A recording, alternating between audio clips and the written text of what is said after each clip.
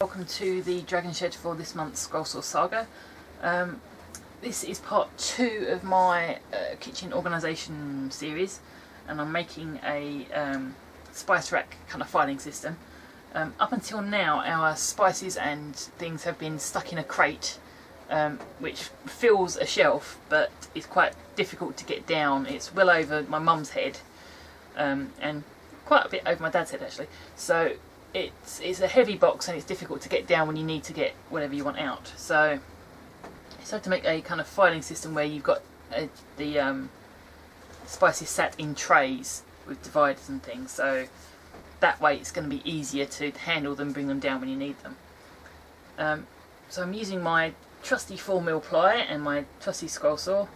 I'm being a little lazy with the joints here because frankly I tried to be neat and it didn't work, so I'm kind of really rushing through this and not worrying too much about the cutting quality, which, well, considering this original one ends up being a bit of a fail, so yeah. I get what I deserve what I get, really. So yeah, for this original version I was going to use the ply for the kind of shelf and for the dividers, but it turns out that that's probably not such a good idea. We'll get to that point later on.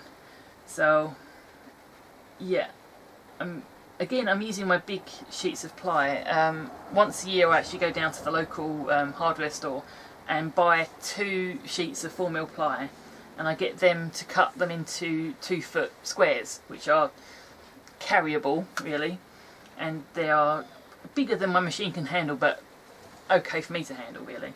So it's not great generally, but does the job. And so far I've managed to use most of that in 1 year, so 2 sheets of ply does me about a year's worth of making, so that's not too bad. So like the drawer unit, the Medicines drawer unit I made, I'm covering all of these with matte paper, and I'm covering over the joints and that kind of thing because, as I said, they're not going to be visible, and doing this way it kind of contains any splinters and rough edges, and you can push things together through the paper. As long as you slit a hole in the paper, it sits together neatly and no one knows the difference really.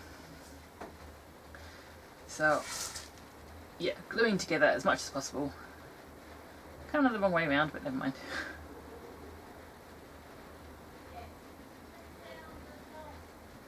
So it's all rinse and repeat again. I'm making 4 of each of these, and here is where I decided to change up the dividers. So here I'm actually using lollipop sticks to build a very small, a very thin wooden panel, which works just fine because you can cut and shape the sticks to fit nicely in the boxes and slot in place, which is a great option for this kind of thing.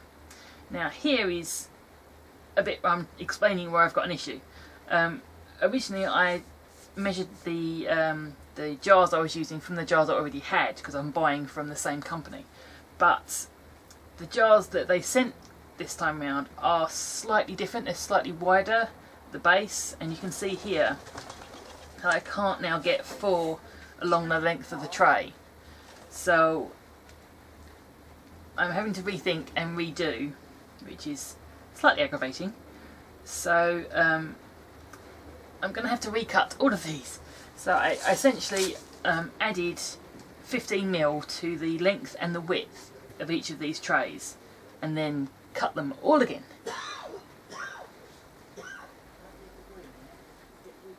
So yeah, so back to the scroll saw, cutting again, being even worse about the joints. Just I want to get them done at this point.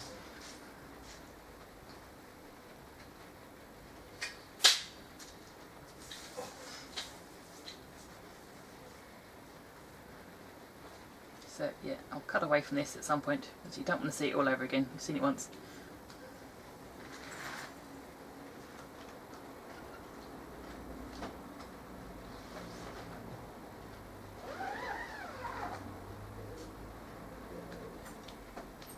Sorry about the noise in the background, it just started raining, so parents getting the washing in.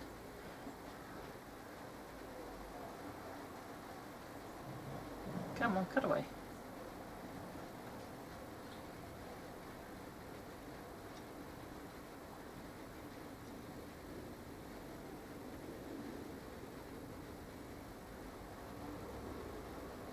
Dude. So this is a previously recorded video that I'm redoing the audio for. Okay, so for a kind of a final flourish and to match all these pieces together, I'm using some of this nice chocolate brown PVC to add a bit of something to them. It's a nice contrast to the paper, and it creates kind of a nice smoothing effect across the surface here. So just wrapping it round. Off camera I actually sew this in, which was a bit of a palaver, but I probably should have filmed that, never mind. So I've got a wrap of PVC around the outside, going round most of the way but leaving a deliberate gap. Two of the trays have it on the left, two on the right, just for that effect, so that I can stick a kind of indexing label across the front, so they'll sit nice and neat like that, and then a bit of PVC in the bottom just to line the bottom.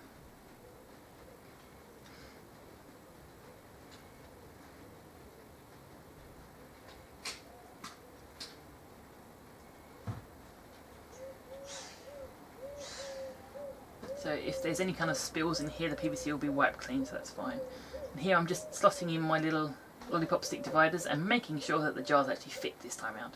So this is the mess we had before and slightly less mess after. So this is one of the original trays, which is ½ an inch too small on both sides. Not ideal, but this makes a handy project box for holding bits and pieces when I'm making. So I've got these for the small bits, and I've got my big plastic crates for the big bits. So they're not going to get thrown away, they're going to get plenty of use down here. So that is the second part, or the last part of this cupboard sorting series. Cupboard is still fairly chocker with stuff, because we're kind of a stuff house, but it is nicely organised now, and you can get to things and everything works and is accessible, except the little button handles on my drawer unit, which need to be replaced with something a little more 3D, a little bigger, because it's difficult to get a grip on those. But other than that, that's that project done, and yeah, I'll see you again next week.